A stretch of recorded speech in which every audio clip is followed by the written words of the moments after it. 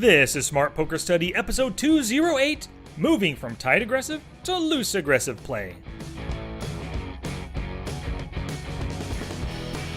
Don't snooze on last week's strategy episode number 207, where I discussed the 5 essential concepts of profitable poker.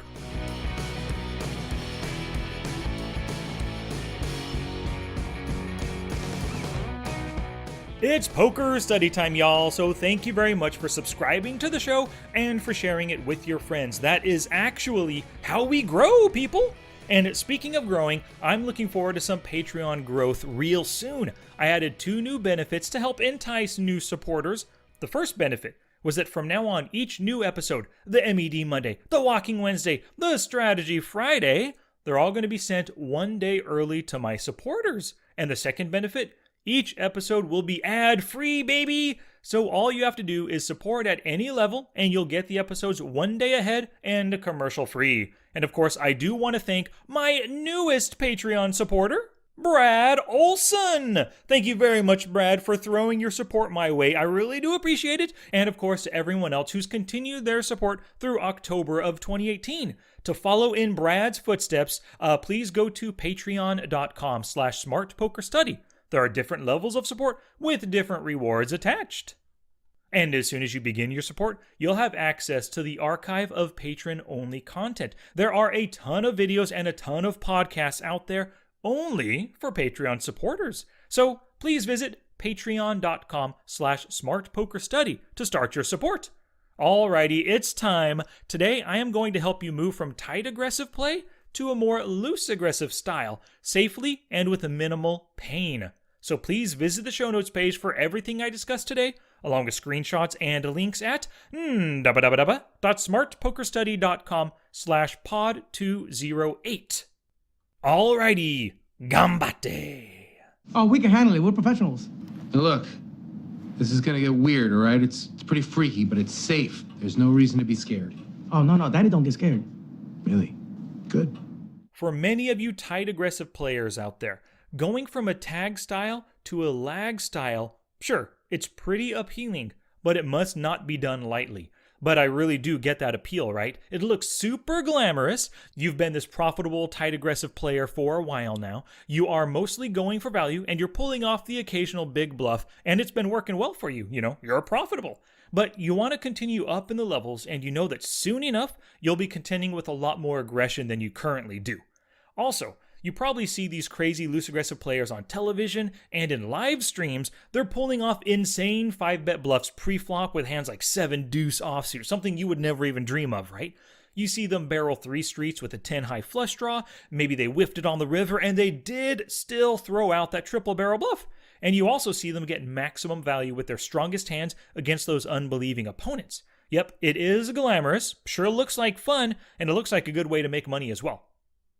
But making a loose aggressive style profitable, it takes a ton of work and experience. If you currently can't make a tight aggressive style profitable, most likely you're going to lose even more money playing looser and more aggressive. Here's an example. Let's imagine your current cutoff open raising range. Maybe it's like 20% right now. Your 20% contains every pocket pair, ace deuce suited or better, ace 8 offsuit or better, king 10 suited or better, king queen offsuit, suited connectors 6-5 or better, and suited gappers 9-7 or better. And of course you can see a screenshot of this in the show notes, the 20% range. Now, looking at the range, it's a tight range full of strong and medium strength hands and some pretty good speculative hands as well. Now, if you decide to go loose aggressive in the cutoff, maybe you want to bump it up to 30%, right? Here are the hands that you're going to now include to reach 30%. You'll end up including ace 7 offsuit through ace 2 offsuit, king jack off, king 10 off, queen jack off, king 9 suited through king 5 suited, queen 9 suited, and 8-6 suited. And once again, screenshot in the show notes. You can totally see how these additional hands, they are not exactly clear-cut profit makers. If you can't currently make ace 8 offsuit or ace 9 offsuit profitable, how are you ever going to make ace 7 offsuit or ace 3 offsuit profitable? So here's a general rule of thumb to follow. The wider the preflop range, the less equity it has, and the more difficult it is to make profitable. So if you currently can't make money playing a tight aggressive range, then you won't be able to make wider and weaker ranges profitable. So let's take a quick peek at how these two play styles make money. First, the tight aggressive players. They profit because they have very solid starting hand choices. They also find easy pots to win when their opponents end up showing signs of weakness. They're capable of seeking and obtaining really good value from their fishy opponents. They're also capable of exploiting those nitty players, those whales who just love to throw money at pots, and of course the maniacs, right? They also save a lot of money by folding a lot pre-flop and post-flop. So that's how tight aggressive players make money. How do loose aggressive players make money? They make money through sheer aggression by exploiting their tight opponents' insecurities. They target players who demonstrate weakness like limping, calling a ton, checking and calling post-flop as well. They also use their aggression to make players angry so that they earn even more value from their tilting opponents. Loose aggressive players, they're also able to profit from players like you, the tight aggressive players. You guys have a tendency to fold and to avoid big pots without the nuts. Now, let's say you make the leap to loose aggressive play. There are some consequences that naturally come from playing a loose aggressive style. You see these as a tight aggressive player, but everything's more pronounced when you're entering more pots and making more aggressive plays than the other people at the table. So the first consequence is that you're going to see more flops. So if you're not confident nor strong in your post-flop play, this is going to be a tough hurdle for you to jump over, let me tell you. The next consequence is your steals will be fought back against more often. Your pre-flop ranges are wider, so you're going to be entering more hands in the cutoff, the button, and the small blind, those steal positions. The blinds might hate you for this, and in their frustration, in their anger, they're going to call you more often, and they're going to 3-bet you more often as well. The third consequence is you're going to face more 3-bets from players outside of the blinds. So those knowledgeable tight aggressive and loose aggressive players, they're going to exploit your wider open raising ranges with 3-bets in the MP, the cutoff, and in the button. So you've got to expect this. A fourth consequence will be that limpers are going to find it extremely tempting to limp and then 3-bet against your expected isolation raise. So depending on the player, these could be for value or as bluffs, but you've got to expect more limp raises and limp calls if you become a loose aggressive player. So keep these things in mind as you make a transition from tag to lag play. Now let's discuss the things that you can do to make that tag to lag transition. There's a way to do this safely and smartly, and there's also a way that you can do this haphazardly and dangerously. You could just simply decide to be looser and more aggressive without any kind of plan or rationale behind your actions. Pre-flop, you could just start opening any 2 suited cards along with anything connected, and maybe even any Broadway hand when it's folded to you. You could also just choose to double your range in every position. And actually, thinking about ranges, you can simply skip the ranges entirely and just open raise with anything playable when it's folded to you. Go ahead and isolate with any ace, any king, any queen, or even any pocket pair, and go ahead and 3-bet like a maniac while you're at it. And loose aggressive play isn't restricted to just pre-flop, right? It's also post-flop. So go ahead and c-bet 100% of the time. And not just c-betting, go ahead and bet every time it's checked to you, regardless of the board or your opponent's range. Attempt as many double barrel and triple barrel bluffs as you can. And don't worry about having any kind of drawing equity when you're bluffing. Also, don't forget to throw out some more check raises, donk bets, floats, and probe bets while you're at it. Of course, do not do anything that I just mentioned. Haphazard play like this is what makes poker profitable for everyone else. Don't be a spewy lagtard. After the break, I'll tell you how you can smartly and safely transition to lag play. Today's podcast is brought to you by Audible. Get a free audiobook download and a 30-day free trial at audibletrial.com/smartpokerstudy. They still have over 180,000 titles to choose from, and you can listen to it however you currently listen to this podcast. And along with all those other nonfiction and fiction books, of course, they have How to Study Poker, Volumes 1 and Volume 2, and my latest book, Preflop Online Poker. So, for a free audiobook download and a 30-day free trial, please visit audibletrial.com/smartpokerstudy.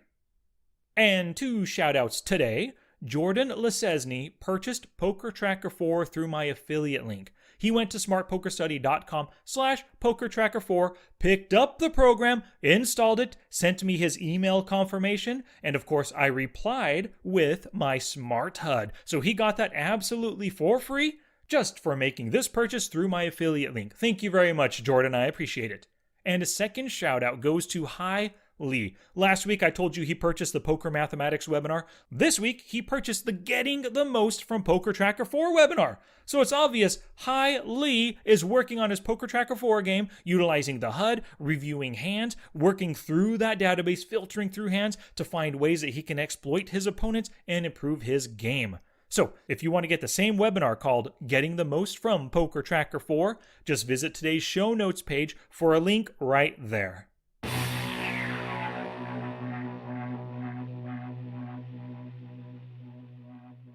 Do you want to quit your job and live the life of your dreams? Well, MasterPassiveIncome.com teaches you how to invest in real estate rental properties, which allows you to make money even while you sleep. My brother, Dusty, he is the founder of MasterPassiveIncome.com. He was able to quit his job at just 37 years old, and he can teach you how to do the same. MasterPassiveIncome.com has already helped many people quit their job, and in fact, I'm also learning from him right now. You can become successfully unemployed. Just go to masterpassiveincome.com/free course to get your free real estate investing course that's going to help you get started investing in real estate just like the rich do. Don't wait. Go to masterpassiveincome.com/free course right now. Alrighty, back to class, poker people. So let's talk about smartly adding aggression to your game. The smart way to increase aggression is by changing just one variable at a time. It's really not a good idea to make simultaneous changes to your 2-bet ranges, your 3-bet ranges, your c-betting hands, and your check-raising hands all at the same time. Because if you do this, you cannot measure the success of any one variable change. So here is the process for upping your aggression. Step 1. Choose the variable you want to change and play 3,000 to 10,000 hands, or possibly more, with a focus on practicing this one variable change. Step 2. Keep your off-the-felt studies in line with your chosen variable. Utilize videos, articles, and podcasts to increase your knowledge of the change that you're pursuing. So if you want to up your 2-bet ranges, go ahead and watch some videos, download some podcasts all about 2-betting pre-flop. Step 3. Evaluate your progress and review tagged hands. Step 4. Figure out where things are going right or wrong and make adjustments. Step 5. Continue playing with the same variable as your main focus until you feel comfortable. And then finally, step 6, when you're confident the change is profitable and it's ingrained in your skill set, move on to the next variable. So let's get to the variables that you can change to up your aggression.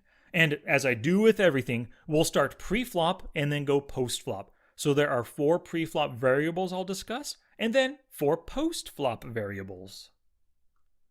So pre-flop variable number 1, your open raising range.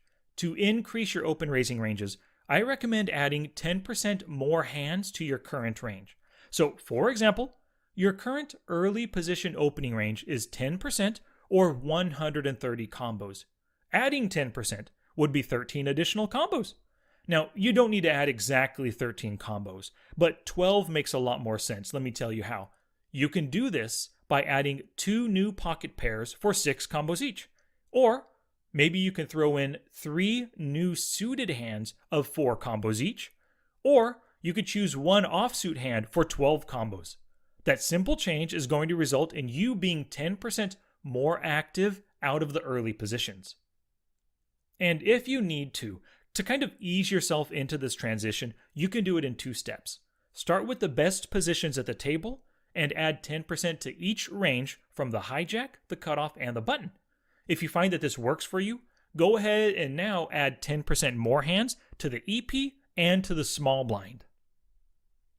Variable number 2, your 3-bet range. To increase your 3-bet ranges, I recommend adding 3 value hands for every 1 bluff hand.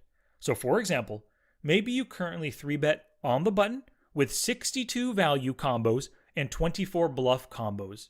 Let's say you want to add pocket 9s and ace jack suited to your value 3-bet range. That's 10 combos total. At that 3-to-1 ratio, this would require adding 3 combos as a bluff. But we'll just up that by 1 and we can add 4 combos of maybe King 10 suited, Ace 10 suited, or 6-5 suited, whatever you want, whatever you would consider a 3-bet bluffing hand. Again, you can ease yourself into this transition by adding 3-bet hands to your hijack, cutoff, and button ranges first. And then later on, once you're confident, add them to the EP, the other MP positions, the small blind, and the big blind. The third variable is changing your isolation ranges. So you normally isolate with hands that are ahead of the limper's limp and then call range, and you also raise to a size that will help you steal the pot or get just one caller.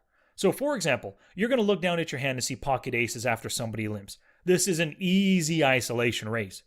But what about pocket deuces? That's normally an easy call or an easy fold depending on the situation, but you're really not often isolating with pocket deuces. But what about a hand like Queen 10 suited?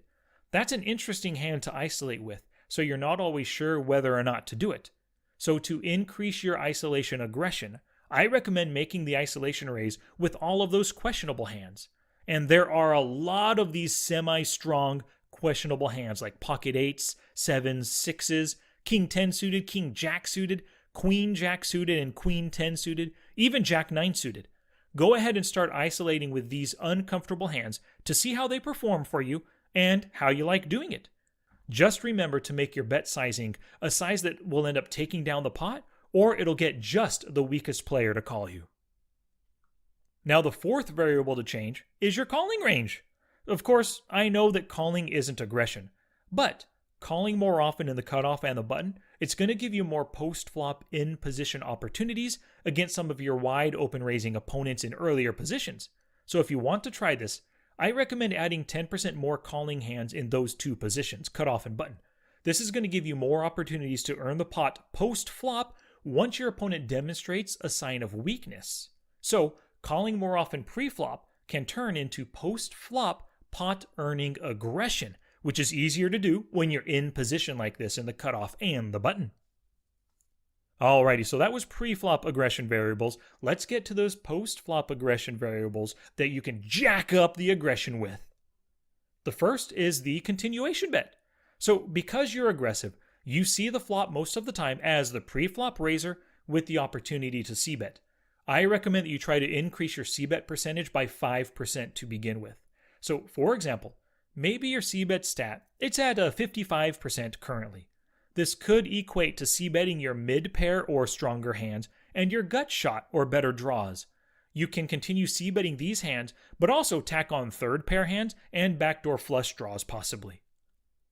Now, you are not going to be able to hit exactly 5% more c-bets, but if you play your sessions with the goal of finding and taking advantage of more bluff and semi-bluff opportunities, you're going to just naturally increase your c-bet aggression. The second post-flop variable, check raising.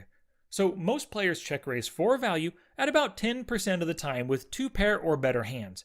So to increase your check raise aggression, I recommend testing out check raises with nut flush draws, nut straight draws, and even the occasional top pair hand.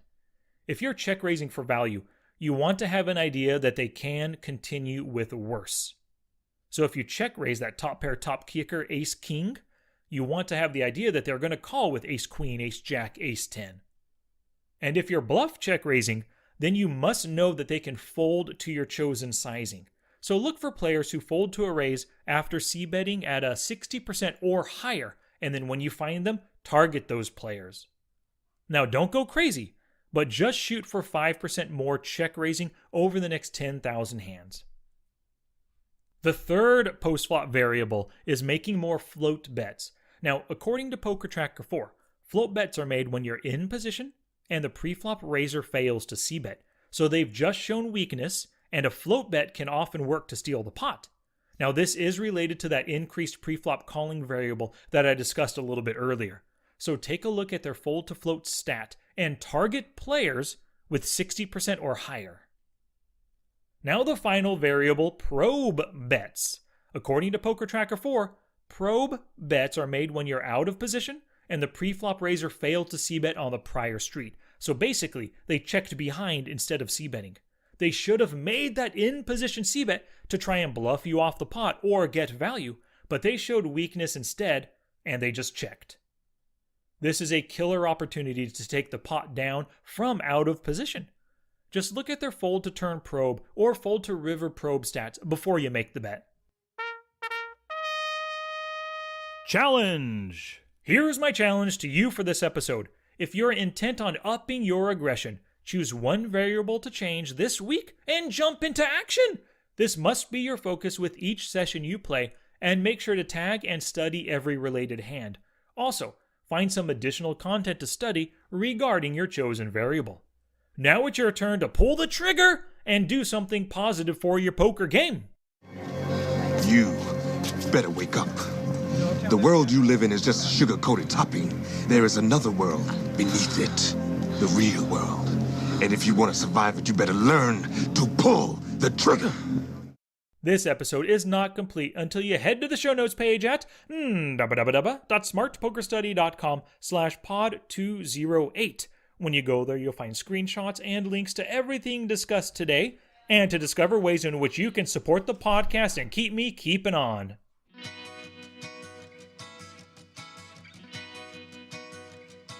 Thank you so much for listening today. Please leave a review for the show on your favorite podcatching app. This is the best way, other than direct word of mouth, that you can help the show grow. If you can type or say the word Smart Poker Study, you can find me on Alexa, YouTube, Facebook, Twitter, Twitch, and Instagram. And of course, if you have questions, I have answers. Send me an email to sky@smartpokerstudy.com. Alrighty, poker peeps, in the next episode, number 209, I'm going to answer 3 more listener questions. Word of mouth is the best advertising, so thank you very much for sharing the show with other poker people. Your sharing and caring is what helps us grow. So until next time, study smart, play much, and make your next session the best one yet.